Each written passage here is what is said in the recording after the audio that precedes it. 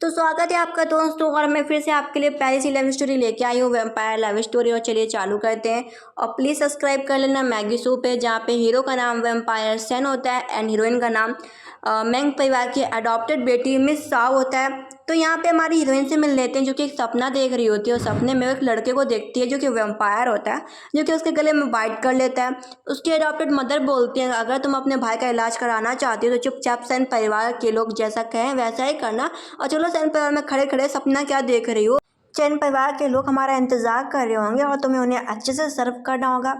इसके बाद उसे सेन परिवार में ले जाया जाता है। वो देखती है वहाँ पे बहुत सारी लड़कियाँ ऑलरेडी बैठी हुई हैं। बूढ़ी औरत सबकी खून सूंघ रही होती है, खून की तलाश कर रही होती है, लेकिन उसे जैसा खून चाहिए होता है यंग मास्टर सेन के लिए, उसे वैसा खून नहीं मिल रहा होता। और वो कुछ लड़कियों को बात करते हुए सुनती है कि हर दिन सेन परिवार में 200-300 लड़कियां लाई जाती हैं, सबका ब्लड टेस्ट होता है, लेकिन लगता है कि पूरी औरत को जो चीज़ चाहिए वो उन्हें मिल नहीं रही। इसके बाद अब मौका आता है हमारी हीरोइन शाओ का। जैसे उसका खून से महक आती है, बूढ़ी औरत की आंखें लाल हो जाती हैं, बटलर की भी आंखें लाल हो जाती है। इससे पता चलता है कि उन्हें जिस खून की तलाश होती है वो खून उनके सामने बैठा होता है। दादी माँ शाह को बोल देते हैं कि अब से तुम इसी घर में रहोगी 2400 घंटे मास्टर सैन के साथ। और उसकी मदर से बोलती है कि तुम चिंता मत करो, तुम्हारी कंपनी में हम बहुत सारा फंड्स दिलवा देंगे। उसकी जो अडॉप्टेड मदर होती है वो तो बहुत खुश हो जाती हैं कि अच्छा थैंक यू। और उसे वाइन पकड़ा दी जाती है डिनर टाइप कर। उसे बोला जाता है कि ये सारा सामान यंग मास्टर के कमरे तक पहुंचा दिया जाए। उसे यंग मास्टर का कमरा भी बता दिया जाता है। वो डर डर के जा रही होती क्योंकि कमरा पूरा अंधेरे से भरा हुआ होता है और जो चांद होता है पूरा सफ़ेद होता है। वो तभी देखती है कि बालकनी में कोई इंसान बैठा हुआ है एक लाल गुलाब लेके। वो धीरे धीरे करके अपने कदम बढ़ा रही होती है और तभी वो देखती है कि यंग मास्टर है। तभी यंग मास्टर की जो आँखें होती हैं एकदम से लाल हो जाती है। वो देख के तो डर जाती है और जो डिनर लेके आई होती है वाइन वगैरह वो सब नीचे गिर जाता है।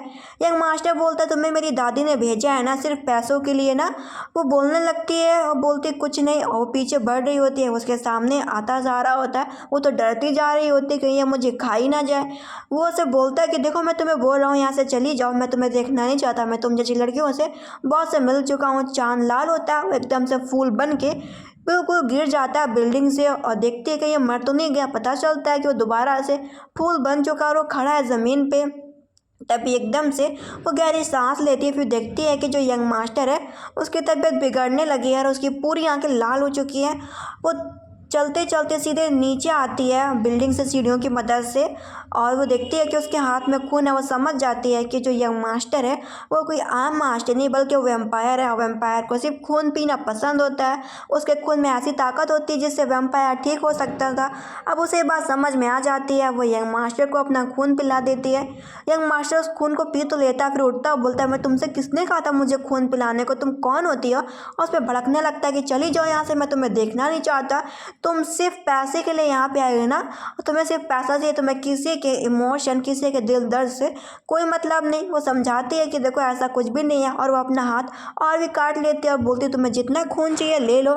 क्योंकि वो जानती थी जब तक वो यंग मास्टर को अच्छे से सर्व कर पाएगी तब तक उसका भाई का कैंसर का इलाज हो पाएगा। और वो से बोलती है अगर तुम्हें खून चाहिए तो मैं तुम्हें खून देने को तैयार हूँ, इससे हम दोनों को ये प्रॉफिट होगा। वो उसका गला पकड़ लेता कि मैं तुमको मना कर रहा हूँ कि तुम मुझसे जितना हो सके उतना दूर रहो, लेकिन तुम्हें ये बात समझ में नहीं आ रही है।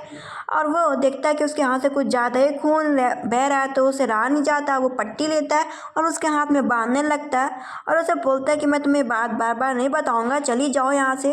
लेकिन तभी खिड़की पर देखती है वो बाहर की एकदम जो चाँद है वो पूरा लाल हो चुका है और जो यंग मास्टर है उसकी हालत ख़राब होती जा रही है और उसकी आंखें पूरी लाल हो रही है। वो उसे बोल भी रहा होता है कि तुम चली जाओ, लेकिन वह जाती नहीं है क्योंकि अगर वो चली जाएगी तो वो अपने भाई का इलाज कैसे करवाएगी कैंसर का। वो खड़ा रहता है और एकदम से मिस के गले में बाइट कर लेता है, मतलब कि उसके शरीर का खून चूस रहा होता है। दादी माँ की एंट्री होती है और बोलती है कि देखो मेरे ग्रैंड सन को देखो कि वो ठीक है कि नहीं। लड़की बताती है, जो दूसरी डॉक्टर होती है बताती है कि हाँ ब्लड पीने की वजह से जो यंग मास्टर है वो रिकवर हो रहे हैं। दादी माँ तो खुश हो जाती हैं, ये तो बहुत ही अच्छी बात है। फिर तो इस लड़की को हमेशा के लिए कंफर्म कर लो। और उसके लिए कुछ कपड़े के सेट मंगवाए जा रहे होते हैं। जब दादी माँ बोलती हैं जब तक तुम यहाँ पे इस परिवार में अच्छे से मास्टर का ख्याल रखोगी तब तक तुम्हारा भी भाई का और तुम्हारे परिवार का ख्याल रखा जाएगा। वो थैंक यू बोलती है, अपने घर वालों के पास फ़ोन करती है लेकिन कोई फ़ोन उठा नहीं रहा होता। पीछे से बटलर आता और बोलता कि दादी माँ ने आपके लिए कुछ कपड़े भेजें जो कि आपको अभी पहनने होंगे और यही कपड़े पहन के आपको मास्टर के सामने जाना होगा। कुछ ज्वेलरी भी आती है, कुछ उसके लिए चप्पल वगैरह भी आते हैं, नेकलेस वगैरह आते हैं, इयरिंग्स वगैरह आते हैं। वो पहले इन छोटे छोटे कपड़े को देख के मना कर रही होती है कि कपड़े कुछ ज़्यादा ही छोटे हो, इन्हें कैसे पहन सकती है, लेकिन उसे बोला जाता है पहनना तो पड़ेगा ही अगर पैसा चाहिए तो। इधर वो फिर मास्टर सन के कमरे में जाती है और मास्टर सन को देखती है कि वो चुपचाप कौवे के पास बैठा हुआ है। वो उसका हाथ पकड़ लेता है कि तुमने ऐसे कपड़े क्यों पहन रखे, तुम करना क्या चाहती हो, और उसे बोलता है कि पूरे कपड़े पहनो और उसको अपनी शर्ट दे देता है कि लो शर्ट पहन लो, इतने छोटे कपड़े पहन के मेरे सामने मत आया करो। वो उसे समझाती है कि देखो लड़ाई करने से कोई भी फ़ायदा नहीं है, अगर तुम मुझे यहाँ से भगा भी दोगे ना तो दादी माँ तुम्हारे लिए फिर से कोई दूसरी लड़की ले आएंगी, फिर तुम्हें उसके साथ भी यही करना पड़ेगा और लड़कियों की जो लाइन है वो ख़त्म नहीं होगी। तो उसके पास सुन के वो उसका गला पकड़ लेता है कि तुम कौन होते हो मुझे सिखाने वाली, मैंने तुमसे कहा ना कि मेरे पास मुझे अपना दिमाग चलाना होगा, तुम मेरी मास्टर नहीं हो, मैं तुम्हारा मास्टर हूँ। फिर उसे लगता है कि वो सही कह रही है, अगर वो उसे भगा देगा शाह को तो दादी माँ दूसरी लड़की भेज देंगी उसके पास। तो वो मान जाता है इस बात के लिए, उसे बोलता है कि मैं तुम्हें बता दूँ कि मुझे मेरे कमरे में ज़्यादा लोग पसंद नहीं है और ना ज़्यादा बोलने वाले और ना ज़्यादा ऑर्डर चलाने वाले। फिर उसे बोलता है कि ज़मीन पे सो जाओ। वो उसे थैंक यू बोलते कि आपने मुझे मेरी बातों को समझा और इससे हम दादी माँ को हेल्प भी कर सकते हैं और उन्हें थोड़ा सा बेवकूफ़ भी बना सकते हैं। वो तो सो जाती है लेकिन जो मास्टर सन होता है वो सोता नहीं। इधर वो जल्दी उठती देखती है कि मास्टर सन तो गायब है, तो उसे ढूंढने के लिए जाती है। तो उसे पता चलता है जियांग नाम की जो औरत है वो मास्टर सन को पसंद करती है और वो बोलती है कि शाओ तुम जो भी उसे दूर रहो, लेकिन मैं मास्टर जियांग को पसंद करती हूँ। उसके ऊपर बंदूक चला देती, तभी देखती है कि उसकी बंदूक को किसी ने रोक दिया और वो मास्टर सन नहीं रोका होता, जिससे शाओ बच जाती है। वो बोलती है कि तुम शन क्या करो, मैं तुम्हारी होने वाली मंगेतर हूँ, लेकिन वो जियांग को छोड़ के शाह का हाथ पकड़ता है और उसे कहीं लेके जाता है और दूर पहाड़ियों पे लेके गया होता है। तभी उसकी तबीयत बिगड़ने लगती है, उसका पैर फिसलता है, तो साथ साथ वो शाह को भी ले पड़ता है और शाह भी गिर जाती है। शाह देखती है कि जो उसके हाथ है पूरे हरे हो चुके हैं, सब पता चल रहा होता है कि उसकी तबीयत खराब हो रही है। वो उसे उठाने की कोशिश करती है कि मास्टर उठो, तुम्हें क्या हो गया। वो उसे बोलते तुम्हारे पैर से खून बह रहा है, अपने पैर पर दवा लगाओ, कुछ पट्टी वट्टी बांधो, क्योंकि मैं वैम्पायर हूँ, तुम्हारे खून की महक से मुझे तबीयत बिगड़ रही मेरी। और वो उसे बोलती ठीक है अच्छा। अब उसके गले पे उसे पकड़ के सो रही होती है। वो अपनी आंखें खोलती है और बोलती है मास्टर आप ठीक है ना। वो बोलता है मैं ठीक हूँ। वो से बोलती किसी को फ़ोन करो, हमें यहाँ से पिकअप कर ले। वो बोलती है मैं किसी भी गाड़ी को फ़ोन नहीं करूँगा। शन ऐसा बोलता है और बोलता है कि मैं खुद ही इतनी तेज़ चल लूँगा, और एकदम वेम्पायर की पावर को यूज़ करके पहुँच जाता है। उसे बैठाता है सोफे पे और डॉक्टर को बुलवाता है जिससे उसका ट्रीटमेंट हो सके। अब वो बैठा होता है, उसके लिए सूप आता है। वो जैसे ही सूप पीता है पता चलता है सूप में ब्लड होता है शाओ का। वो सूप को फेंक देता है गुस्से में और ब्लड को पीने से उसकी आंखें भी लाल हो जाती हैं। इधर शाओ के पैर ठीक ही हुए होते हैं, वो चल के आ ही रही होती है मास्टर सन के पास, लेकिन मास्टर सन उसके पास खुद ही गुस्से में आ जाता है और उसका गला पकड़ लेता है कि मैंने सोचा था कि तुम थोड़ी अच्छी लड़की हो, लेकिन तुम तो बहुत ही बुरी हो, तुम इतनी गंदी हरकत कर सकती हो। वो बोलती मुझे समझ में नहीं आ रहा कि मास्टर सन आप किस बारे में बात करें, मैं भला ऐसा काम क्यों करूँगी, मुझे बताओ तो मैंने किया क्या। वो सब बोलता तुम अच्छा दिखावा कर लेती हो भोले होने का, और उसे घर से बाहर निकाल देता है कि तुम जैसी लड़कियां मैंने बहुत देखी हैं। और कहता है निकल जाओ, और बोलते तुम्हें पैसों की बहुत ज़रूरत है ना, उसके ऊपर पैसे उड़ा देता है कि ये लो पैसे, और उसे काफ़ी इंसल्ट करता है कि दोबारा मुझे अपना चेहरा मत दिखाना। उसे बुरा लग रहा होता है कि अगर मास्टर सन ने उसे निकाल दिया तो वो अपने भाई का इलाज कैसे कराएगी। वो घर जाती है तो देखती है उसका भाई का पैर खराब होता जा रहा है और वो सड़ा गला सा खाना खा रहा है। उसकी अडॉप्टेड मदर आ जाती है, बोलती तुम यहाँ पे क्या कर रही हो, कहीं तुम्हें मास्टर सन ने निकाल तो नहीं दिया। उसे थप्पड़ मार देती है कि अब मैं तुम्हें छोड़ूंगी नहीं। वो गुस्साने लगती है कि मैं तुम्हारे लिए सन परिवार में गई हूँ जिससे मैं परिवार को फ़ायदा हो सके, तुम तब भी मेरे भाई का इलाज नहीं करा रही हो, तुम सच में वाकई बहुत बुरी हो। इधर मास्टर सन काफ़ी गुस्से में होता है। दादी माँ बोलती तुम्हें क्या हो गया, और वो बटलर से बोलती क्या तुमने मास्टर सन के सूप में खून नहीं मिलाया था क्या बटलर। अब जब ये बात मास्टर सन को पता चलती है तो उसे शाओ के लिए बुरा लगता है और वो फैसला करता है कि वो शाओ को ढूंढेगा और उससे माफ़ी मांगेगा। इधर जो उसकी अडॉप्टेड मदर होती है बोलती है अब तो मैं तुम्हें सच में ख़त्म कर दूंगी, और वो उसे मारने जा रही होती। तभी वहाँ पे मास्टर सन की एंट्री होती जो कि पावर यूज़ करके एकदम से आ जाता है। उसकी आंखें एकदम लाल हो जाती हैं गुस्से में। तो ये देख के जो अडॉप्टेड मदर होती है वो तो घुटने टेक लेती है, बोलती मास्टर सन आप यहाँ पे कैसे, मुझे लगा कि शाओ ने कुछ गलती की तभी आपने उसे घर भेज दिया, मैं परिवार में मैं उसको सबक सिखा रही थी, इसके अलावा और कुछ भी नहीं। लेकिन वो बोलता तुम्हें मेरे लोगों को सबक सिखाने की ज़रूरत नहीं है मैडम मैंग। और इसके बाद उसके भाई को हॉस्पिटल में एडमिट कराता। डॉक्टर बोलते हैं कि हाँ आपके भाई के पैर का इलाज हो जाएगा, जो भी उसे कैंसर वगैरह हुआ है। वो थैंक यू बोलते हैं डॉक्टर को कि थैंक यू डॉक्टर आप मेरे भाई का इलाज कर देंगे। मास्टर सेन बोलता है शाओ तुम चिंता मत करो, तुम्हारा भाई एकदम से ठीक हो जाएगा। अब शाओ के पैर में भी चोट लगी होती है तो उसके पैर में दवा लगा रहा होता है। फिर उसे फ़ोन आता है कि दोस्त बुला रहे होते हैं क्लब हाउस में कि आज वो गेम खेलते हैं। वो याद करता है कि आज के दिन शाओ का बर्थडे भी है। तो सबसे पहले वो क्लब हाउस में जाता है और उसे लोग पूछते भी है क्या ये तुम्हारी मंगेतर है, लेकिन वो कुछ नहीं बोलता इस लड़की का नाम शाओ है, ये मैंग परिवार से बिलोंग करती है। इसके बाद वो जूस पी रही होती है और जो मास्टर सेन होते हैं अपने दोस्तों के साथ गेम खेल रहे होते हैं। तभी वहाँ पे वो देखती है कि कॉलेज के टाइम की एक लड़की आ गई जो कि उसे दोबारा परेशान कर रही है। और वो याद करती है कि कॉलेज टाइम पे लड़की उसे बहुत परेशान किया करती थी सिर्फ ये कह के कि तुम तक अनाथ हो, अनाथ होने के बाद भी इतने अच्छे कॉलेज में कैसे पढ़ सकती हो। और आज भी हमारी रेंशाओ को परेशान कर रही होती है, पीट रही होती है, उसका वीडियो बना के डाल रही होती है और भी कलीग्स फ्रेंड्स के पास। तभी वहाँ पे मास्टर सेन आ जाता है कि तुम्हारी हिम्मत कैसे होगी मेरे लोगों को टच करने की, और उस लड़के को पीटने ही जा रहा होता है। तभी उसके सामने से लड़का आ जाता है, बोलता है माफ़ करना मास्टर सेन, इस लड़की ने आपको गुस्सा दिला दिया। और लड़की बोलने लगती है कि मुझे बचा लो सिस्टर साहब, मुझे माफ़ कर दो। फिर वो जो लड़का होता है बोलता है मास्टर सेन बहुत दिन से रेसिंग कार वाला कंपटीशन नहीं किया, चलो आज करते हैं, देखते हैं कि कौन कितना अच्छा खेलने में अच्छा है। साहब बोलते हैं मुझे मास्टर सेन के ऊपर विश्वास है कि वो अच्छी तरीके से रेसिंग कर लेंगे। मास्टर सन गाड़ी तैयार कर लेता है, उसके लिए सीट बेल्ट लगाता है और वो बोलता है शाओ तुम डरना मत। इधर हम दूसरी तरफ की टीम को देखते हैं जो कि अपने पार्टनर से बोल रहा होता है अगर मैं आज हार गया ना तो मैं तुम्हें छोड़ने नहीं वाला। इधर गेम स्टार्ट होता है, कंपटीशन चालू हो जाता है और एब्सोल्युटली हमारी हीरोइन शाओ और मास्टर सन ही जीतते हैं।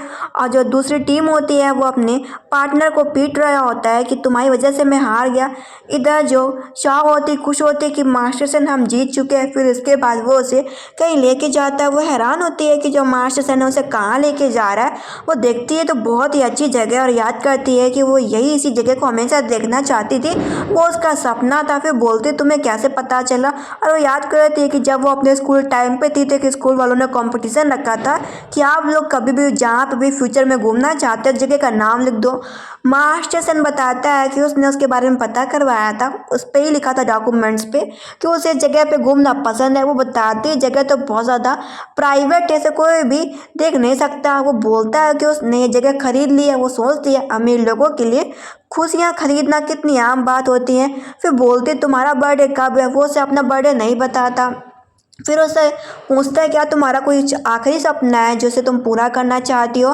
वो बोलती है क्योंकि उसकी आधी पढ़ाई हो पाई थी आधी नहीं हो पाई थी, उसने स्कूल छोड़ दिया था। वो सब बोलता है ठीक है तुम स्कूल में पढ़ सकते हो लेकिन मैं तुम्हारे साथ सेम क्लास पे ही जाऊंगा। और बोलता है तुम जिस स्कूल में पढ़ना चाहते हो मैं भी उसी स्कूल में पढ़ना चाहता हूँ। फिर वो सामान पैक कर रही होती है, वो उसे देखते देखते सो जाता है। वो देखती है कि जो मास्टर सन है वो सो गया है और उसका हाथ भिड़ने वाला है ज़मीन पे, तो उसके हाथ को वापस रख देती है। उसे ध्यान से देख रही होती है कि इतना यंग आदमी इतनी हल्की एज में कैसे मार सकता है। वो उसे बोलता है तुम मुझे घूरना बंद कर सकते हो, मैं अभी पुलिस को फ़ोन कर रहा हूँ। वो डर जाते बोलते ऐसा मत करो। वो उसे बोलते आपसे मुझे फ्यूचर में मत घूरना। उसकी आंट आ जाती है मास्टर सेन के, वो शाओ को बोलती है इस परिवार के लोग बिल्कुल भी नहीं अच्छे, ये परिवार पूरा अजीब है। मास्टर सेन ने मेरे पति को भी मार डाला, वो आखिर में तुम्हारे परिवार वालों को भी तुम्हें भी ख़त्म कर देगा, तुम्हें यहाँ से भाग जाना चाहिए। वो बोलती है कि अगर मैं चली जाऊंगी तो मेरे भाई का इलाज कैसे होगा। वो जाने से मना कर देती है। आंट होती है उसे थप्पड़ मारने जा रही होती है। मास्टर सेन आता है, बोलता है आंट अगर आपको कुछ भी दिक्कत है तो आप मुझसे कहें, शाओ को मत घसीटे। आंट बोलते कि तुम्हारी वजह से मेरा पति मर गया, मैं तुम्हें क्या लगता है मैं तुम्हें इतनी आसानी से छोड़ दूंगी, मैं तुमसे बदला लेके ज़रूर रहूंगी। इधर जो मास्टर सेन होता है अपसेट हो जाता है, वो चुपचाप बैठा होता है। वो बोलता है कि शाह तुम्हें मेरे बगल में बैठने की ज़रूरत नहीं है। वो बोलती मैं तुम पर दया नहीं दिखा रही, मैं बस इतना जानती हूँ कि तुमने कुछ गलत नहीं किया, बस तुम इन चीज़ों में फंसाए जा रहे हो। तभी वो नोटिस करती है कि जो मास्टर सेन है अपने कमरे से बाहर नहीं निकला। वो देखती है कि जो मास्टर सेन है वो काफ़ी डरा हुआ है, चुपचाप बैठा हुआ है। वो उसे हक कर लेती है, बोलती कि अगर तुम मुझे हक करना चाहते हो तो हक कर लो। वो देखना चाह रही होती है कि उसकी बॉडी में एक निशान बन चुके हैं क्या। वो देखती है कि सच में उसकी बॉडी पे निशान आ गए। इससे मतलब होता है कि उसकी जो मौत है बहुत ही जल्दी होने वाली है। वो काफ़ी परेशान हो जाती है और वो बोलती है मैं तुम्हारे लिए क्या कर सकती हूँ। वैम्पायर को खून पसंद होता है तो बोलती है मैं तुम्हें अपना ब्लड दे सकती हूँ जिससे तुम ठीक हो सको। वो सब बोलता है मुझे ब्लड नहीं चाहिए। वो सब बोलती देखो तुम मेरी मदद पैसों से कर पा रहे हो तो मैं भी तुम्हारी मदद अपने ब्लड से करना चाहती हूँ। अगर तुम्हें मेरा खून चाहिए तो मैं तुम्हें खून देने को तैयार हूँ। और उसे अपना ब्लड दे देती है और बोलती है तुम ठीक हो ना। वो उसे गुस्से में बोलता है चली जाओ यहाँ से, मैं तुम्हें देखना नहीं चाहता। क्योंकि वो अपसेट हो रहा होता है कि वो किसी के साथ ऐसा कैसे कर सकता है। फिर उसके बाद मास्टर सेन ने उसे पैसे दिए होते हैं, उसके पैसे लौटा देती है। बटलर बुलाता है कि दादी माँ मिलना चाहती है। दादी माँ उसे थैंक यू बोलती हैं कि उसके पोते का ख्याल रखने के लिए, और उसे बदले में 1 करोड़ रुपए और दे देती हैं। वो खुश हो जाती है। इसके बाद मास्टर सेन उसे अपने साथ कॉलेज लेके जा रहा होता है। वो देखती है उसने उसके लिए दरवाज़ा भी नहीं खोल रखा तो वो ऊपर से चढ़ के बैठती है।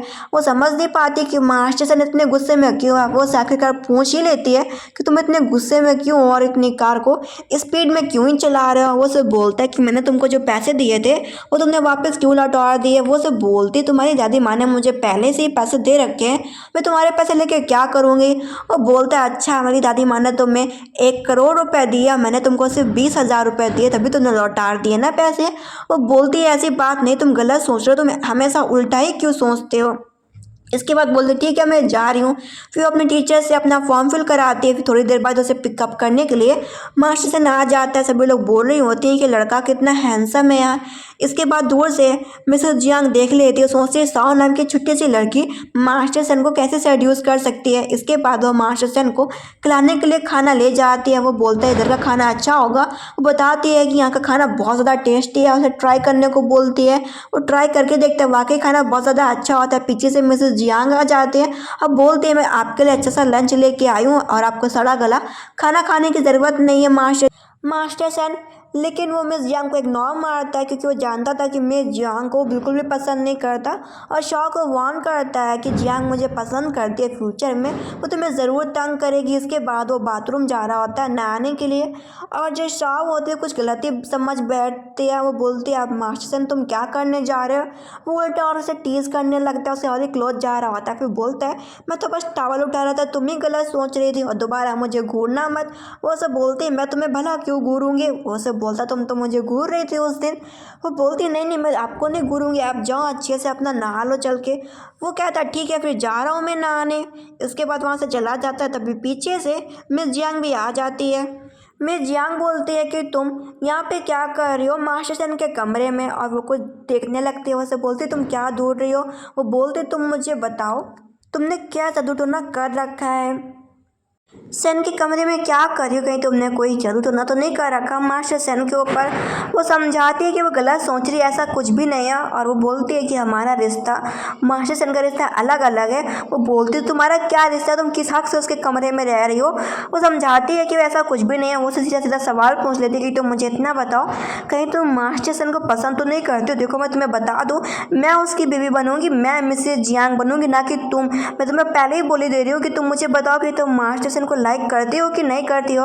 वो बता देती है कि मैं मास्टर सेन को लाइक नहीं करती और आप मुझे पीट नहीं सकती, हमारा रिश्ता सिर्फ मास्टर सेन से लेन देन का है, इसके अलावा और कुछ भी नहीं। एंड उसकी ये सारी बातें मास्टर सेन ने सुन ली होती है। पीछे जब मास्टर सेन आ जाता है जो मिस जियांग होती है बोल रही होती है कि तुम इस लड़की से दूर रहना चाहिए साओ, बिल्कुल भी अच्छी लड़की नहीं है। लेकिन एकदम से जो मास्टर सेन होता है उसे गुस्सा आ जाता है। जियांग बोलती है मैं तुमको पसंद करती हूँ मास्टर जियांग, हम दोनों आगे चल के पति पत्नी बनेंगे, चल के हस्बैंड वाइफ। और बोलते हैं कि तुम कौन होती हो, मैंने तुमसे कहा क्या कि मैं तुम्हें पसंद करता हूँ। और उसे अपनी आंखें दिखाता है। वो डर जाती है और उसे बोलता है कि अब मैं तुम्हें देखना नहीं चाहता। इसके बाद जो शाह होती है समझ जाती है कि जो मास्टर सेन है वो गुस्से में है। वो उसे बोलती है कि मैं तुम्हारे बाल सुखा दूँ क्या, तुम्हारे बाल गीले हैं। लेकिन उसका कोई भी बात का रिप्लाई नहीं करता और कुछ नहीं बोलता। और फिर वो बोलती इतना कि सच तो यही है ना कि हम लोग बस एक लेन देन के रिश्ते में हैं। ये सुनने के बाद तो गुस्से में वहाँ से चला ही जाता है। इधर जो शाह होते उसे बुरा लग रहा होता है, कहीं उसने आज ज़्यादा तो नहीं बुरा तो नहीं कर दिया मास्टर सन के साथ, उसे दूर के उसको माफ़ी मांगनी चाहिए। तो फैसला करती है, उसी क्लास में जाती है पूछने के लिए कि मास्टर सन कहाँ पे। पता चलता है कि मास्टर सन ने 2 साल पहले ही ये स्कूल छोड़ दिया था क्योंकि उसने किसी इंसान को मार डाला था। फिर बाद में मास्टर सन के फैमिली ने स्कूल वालों से वो सब मैटर सॉल्व कर लिया। ये सुनने के बाद तो हैरान हो जाती है। फिर याद करती है कि मास्टर सन ने उससे कहा था कि वो उसके साथ उसी कॉलेज में वो भी पढ़ता है, तो वो उसके साथ उसी कॉलेज में पढ़े। अब वो उसको सुबह स्कूल छोड़ने भी जाएगा और शाम को पिकअप करने भी आएगा।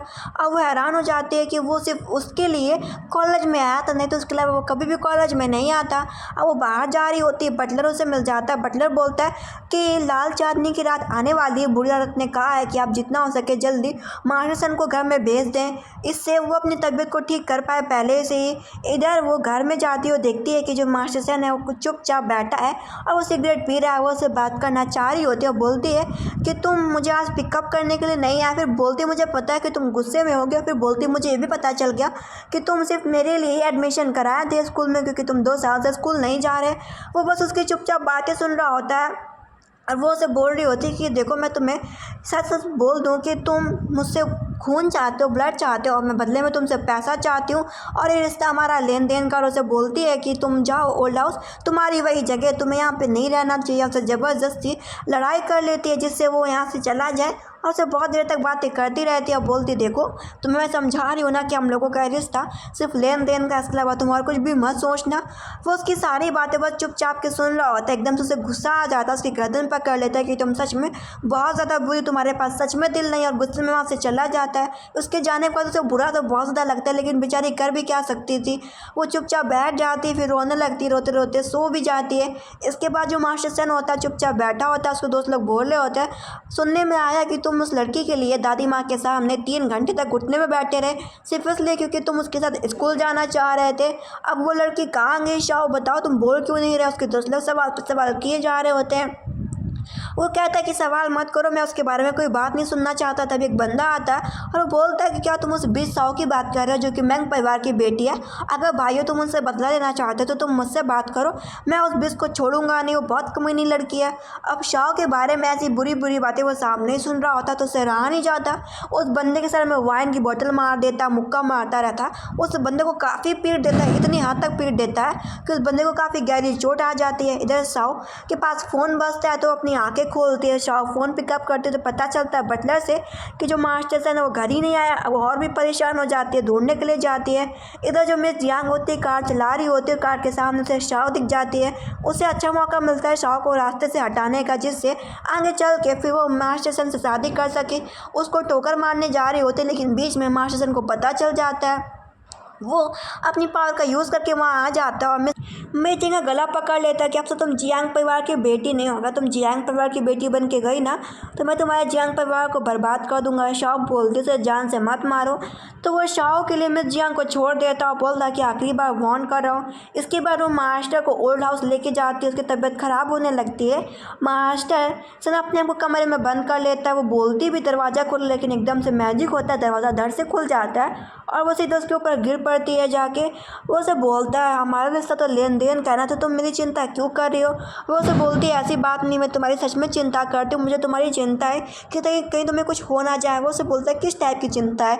वो उसे बोलती है मैं तुम्हारी चिंता से भी बहुत ज़्यादा चिंता करती हूँ, मुझे तुमसे तुम्हारी बहुत परवाह है। ये सुनने के बाद तो वो उसे किसी करने जा रहा होता है, लेकिन एकदम से बटलर आ जाता है कि मैडम शाओ आपको बुलाया जा रहा है, बुरी औरत आपसे बात करना चाहती है। बुरी औरत से बात करने के लिए जाती है। बुरी औरत उसे बताती है कि लाल चांदनी की रात आने वाली है और ये आखिरी महीना है, इसी महीने तक सन जिंदा रहेगा। उसके पास आखिरी मौका, अगर वो उसके साथ सो जाती है उसकी बीवी बन जाएगी, शादी कर लेगी और वैसे भी उन दोनों की कुंडली मैच कर रही है तो शायद जो मास्टर सन है वो बच जाएगा। वो पैसे तो मना कर कर देती है कि उसे इस चीज़ के लिए पैसे नहीं चाहिए और वो मास्टर सेन को सच में बचाना चाहती है। ये देख के दादी माँ भी खुश हो जाती है कि तुम जैसी अच्छी भली लड़की मैंने आज तक नहीं देखी। फिर बटलर से पूछती है कि वो कहाँ पे होगा। फिर पता चल जाता है कि वो टावर में बैठा हुआ है अपने आप को बंद करके। तो वो उसी टावर में उसे ढूंढते हुए जाती है और बोल रही होती है कि मास्टर सेन कहाँ पे। एकदम मास्टर सेन ने अपने आप को बंद कर रखा होता है, वो उसे दूर भगा रहा होता है, लेकिन वो उसे अपना लव कन्फेस कर लेती है। तो वो भी उसे अपने क्लोज आने देता है। फिर दोनों इंटीमेट होते हैं। अब बोलता है कि अब तुम भागने की मत सोचना, अब से तुम मिसेस सेन कहलाओगी। ये बात को तुम याद रखना कि अब से तुम मेरी वाइफ बन चुकी हो। भले हम लोगों ने शादी ना की हो, मैं तुम्हें अपनी वाइफ मानता हूँ। इधर दादी माँ इंतज़ार कर रही होती उन लोगों का, पूछती सब कुछ कैसा चल रहा है। वो बताती जैसा आपने कहा था दादी माँ सब कुछ वैसा ही। दादी माँ भी खुश हो जाती है, बोलती है अब से तुम लिटिल शाह सेन परिवार की तुम बहू हो और उसे बहू के रूप में एक्सेप्ट किया जाता है। अब उसके लिए नौकर चाकर लगे होते हैं, डॉक्टर भी बुलवाया जाता है। फिर वो देखता है कि उसके गले में उसने जहाँ बाइट मारे होते हैं उधर वो दवा लगा रहा होता है और वो काफ़ी खुश होती है, उसे हक कर लेती है कि बस मैं चाहती हूँ कि तुम बहुत जल्दी ठीक हो जाओ, उसके अलावा मैं और कुछ नहीं चाहती। वो भी बोलता है अभी सब कुछ ख़त्म नहीं हुआ। उसके ऊपर बहुत सारे इल्ज़ाम लगे कि उसने बहुत सारे लोगों के माँ बाप को मार डाला, ऐसा कुछ भी नहीं है। वो याद करता है कुछ लोग बोल रहे थे कि सेन परिवार से जो तुम लोग प्लेन बनवाते हो जो उड़ाते हो उस परिवार में हज़ारों लोग मारे गए, इसमें सेन परिवार की गलती है। मैंने अपनी तुम लोगों की वजह से अपने माँ बाप को खो दिया। वो से बोलता है मैं तुम्हें कैसे कंपनसेट करूँ, तुम ही बता दो। वो बोलता है हमें तुम्हारी दादी माँ की जान चाहिए, जान के बदले में जान। वो बोलती तुम चिंता मत करो, इसके पीछे कोई और है, इसमें तुम्हारी कोई भी खुद की गलती नहीं है और सब कुछ ठीक हो जाएगा। पता चलता है कि उसके अडॉप्टेड मदर उससे मिलने के लिए आई है। वो अपनी अडॉप्टेड मदर से मिलने के लिए आती है। अडॉप्टेड मदर बोलती मुझे पता चला कि अब तुम सेन परिवार की बहू बन गई हो, बहुत ही खुशी की बात है। फिर वो बोलती है कि मास्टर सेन मैं अपनी बेटी से बात करना चाहती हूँ, आप थोड़ी देर के लिए उठ के यहाँ से चले जाइए। तो जो मास्टर सेन होता है इस बात को समझता है, फिर वो उठता है वहाँ से, फिर वो चला जाता है कि शाओ अपनी मदर से बात कर सके। उसकी जो अडॉप्टेड मदर होती बोलती बहुत ही अच्छा हुआ, तुमने बहुत ही अच्छा निशाना मारा, चलो मुझे जल्दी से 1 करोड़ रुपए दे दो। वो देने से मना कर देती है पैसे शाओ। ये अडॉप्टेड मदर बोलती है मत भूलो कि मैंने तुम्हारी नकली कुंडली बनवाई थी जिससे तुम मास्टर सेन के क्लोज आ सको, उससे शादी कर सको। ये सब मैंने तुम्हारे लिए किया था। जब उसे पता चलता है कि उसकी अडॉप्टेड मदर ने नकली कुंडली बनवाई थी, इसका मतलब है कि अभी परेशानी टली नहीं है। वो अपनी असली कुंडली के बारे में पूछती लेकिन उसकी माँ मदर जो नहीं बताती तो उसे तहखाने में बंद करवा देती है। वो परेशान हो जाती है, वो मास्टर सेन को ढूंढती है, उसे सब कुछ सच बता देते हैं कि मेरे अडॉप्टेड मदर ने पैसे के लिए कुंडली मेरी बदलवा दी थी, मेरी असली कुंडली वो नहीं है जो कि तुम जिस कुंडली को चाह रहे थे। इसका मतलब है अभी परेशानी टली नहीं है। वो उसे बोलता है कि तुम रो मत। ये बात दादी माँ को भी पता चल जाती है, डॉक्टर से उसे चेकअप कराया जाता है, पता चलता है अभी तो एकदम ठीक है, अभी इसमें कुछ भी गड़बड़ नहीं दिख रही है। दादी माँ बोलती है मैं तो बस चाहती हूँ मेरा जो पोता है जो शन है वो ठीक रहे। फिर बोलती मुझे पता है शाओ लड़की तुम बहुत अच्छी लड़की हो, तुम्हारे इसमें कोई भी गलती नहीं रही। रही बात तुम्हारी अडॉप्टेड मदर की तो मुझसे बुलवाते उससे पूछते हैं कि तुम्हारी असली कुंडली क्या है।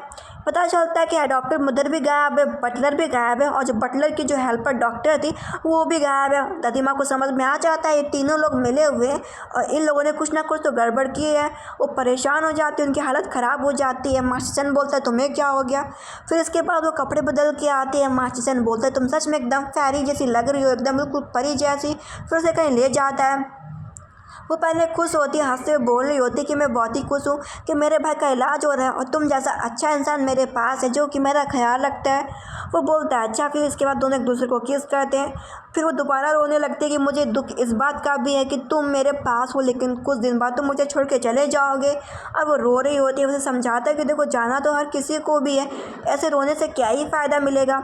इधर उसने अपनी आंटी को किडनैप करवाया होता है और अपनी आंट को बोलता है कि आप हमेशा सोचती थी ना कि मैंने अंकल को मार डाला, मैंने अपने चाचा जी को कभी भी नहीं मारा। और बताता है कि इसमें आपकी खुद की गलती है, आपने जो आपकी कंपनी चलाती थी वो आपने एकदम से बंद कर दी। मजदूरों ने इसकी वजह पूछी तो आपने वजह बताई थी कि उन्हें कंपनी चलाने की ज़रूरत नहीं क्योंकि वो खुद एक अमीर परिवार में शादी कर रहे हैं मास्टर सेन से। जब ये बात मजदूरों को पता चली तो उन्होंने आपको धमकी भी दी थी कि हम आपके पति को मार डालेंगे, लेकिन आपने कभी इस बात को सीरियस नहीं ली और उन्हीं लोगों ने आपके पति को मार भी डाला। जब उन्हें पता चलता कि इसकी वजह वो खुद थी और वो 4 सालों से बटलर के साथ मिलके मास्टर सन को मरवाना चाह रही थी। वो काफ़ी परेशान हो जाती हैं और अपने आप को दोष देती हैं कि सिर्फ मेरी गलती है।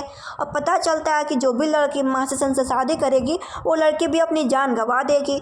मास्टर सन पूछता है कि आपको क्या बटलर के बारे में कुछ पता है। वो इतना बताते हैं कि बटलर बस तुम लोगों को नुकसान पहुँचाना चाहता है, क्योंकि वो कोई परिवार के लोग थे। इसके बाद जो शाह होती है अपने भाई से मिलने के लिए जाती है, अपने भाई से बोलती है तुम ठीक रहना। फिर जा रही होती है, उसका भाई बोलता है कि बस मैं चाहता हूँ कि मास्टर सन हमेशा मेरी बहन का ख्याल रखें। मास्टर सन बोलता है तुम चिंता मत करो, मैं ज़िंदगी भर तुम्हारी बहन का अच्छे से ख्याल रखूँगा। इधर वो कमरे के बाहर आती रोने लगती है कि मैं अगर मर जाऊँगी तो मेरे जाने के बाद मेरा भाई कैसा रहेगा। अभी वो पूरी तरीके से ठीक नहीं हुआ, उसे बहुत ही बुरा लग रहा होता है। मास्टर सन समझाता है कि देखो रोने की कोई भी ज़रूरत नहीं है, मैं तुम्हें समझा रहा हूँ कि देखो तुम ही कहती थी ना कि हर परेशानी का एक हल होता है, तो इस परेशानी का भी कोई ना कोई हल ज़रूर निकलेगा। रोने से कोई भी फ़ायदा नहीं है।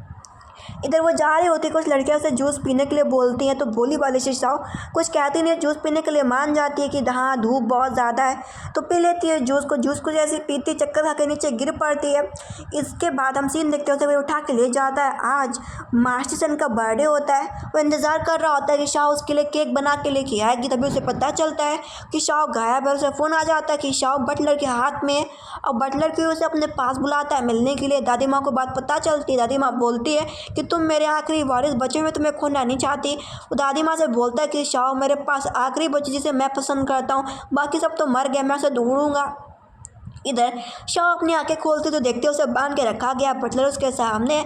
बटलर बोलता है चिंता मत करो मैडम साहब, हम आपको कुछ भी नहीं करेंगे, हमें जिसको करना है वो मास्टर सन है। अब बस हम मास्टर सन से बदला लेना चाहते हैं, बस हम तुम्हारा यूज़ करके उसको यहाँ पे बुलवाना चाहते हैं। वो जैसे ही आएगा हम अपना प्लान चालू कर देंगे। इसके बाद जो मास्टर कोई की हेल्पर होती है वो शाह का खून निकालने लगती है, जिससे वो मास्टर सन को कंट्रोल कर सके। उसका बहुत सारा खून निकाल लेते हैं। थोड़ी देर बाद जो मास्टर सन आ जाता है, लेकिन जो बटलर कोई होता है वो अपने जादू से मास्टर सन को पकड़ लेता है और उसको कमज़ोर कर देता है। वो उससे बोलती भी है कि मास्टर सन तुम यहाँ पे क्यों आए हो। वो उसे बोलता है क्योंकि मैं तुम्हें लव करता हूँ और तुम ही हो जो कि मेरे पास बची हो, इसके अलावा और कोई भी नहीं, बाकी सब तो मर गए। इधर जो ओल्ड बुरी औरत होती है वो भी वहाँ पे आ जाती है और बटलर कोई से बोलती है कि 20 साल से तुम हमारी फैमिली के लिए काम करो, तुमने हमें धोखा क्यों दिया। बटलर हंसते हुए बोलता है क्योंकि तुम्हारे पूर्वजों ने हमारे पूर्वजों का रहस्यमय चीज़ चुरा ली। हमारे पूर्वजों कुल के पूर्वजों ने बहुत पहले राक्षसों की पूजा करी थी। राक्षसों ने उन्हें वरदान दिया था कि उनका कोई परिवार हमेशा समृद्ध रहेगा, हमेशा पैसे वाला रहेगा। लेकिन सेन परिवार के कुछ नौकर कोई परिवार में घुस आए और उन्होंने उसी परिवार के पूर्वजों को मार डाला, सेन परिवार के पूर्वजों ने। और इसके बाद उन्होंने उस राक्षस की शक्ति को खुद में उपयोग करने लगे, जिससे सेन परिवार पूरे चाइना में सबसे अमीर बैठा है। नहीं तो कोई परिवार आज अमीर होता, उसके पास शक्तियाँ होती। तुम लोगों के पूर्वजों ने हमारे पूर्वजों से सब चीज़ें छीन ली थी, आज उसे हम वापस लेने के लिए आए हैं। तभी एकदम से मास्टर सन खड़ा हो जाता है और बटलर को लात मार कर गिरा देता है। बटलर कोई हैरान हो जाता है कि तुम अभी तक मरे क्यों नहीं, तुम जिंदा कैसे हो।